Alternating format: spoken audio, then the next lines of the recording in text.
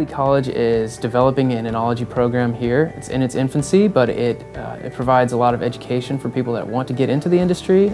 Enology is the study of winemaking, the study of fermentation science, so taking grapes and making alcohol. Some of the skills that students learn as they come through this program are wine tasting on a professional level, some technical cellar skills, the importance of sanitation, and just general winemaking practices. I've volunteered a lot of my time to help build the program and get interest going, and as it grows, we're going to begin incentivizing our employees to take classes here and start getting some technical training, and hope that other people kind of join in and join the workforce.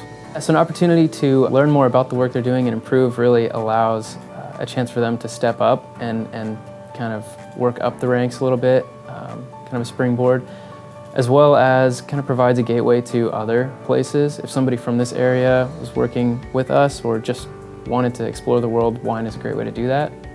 So they can get a technical training here, work a little bit in the area, and apply on any continent in the world. Career education, a great business investment.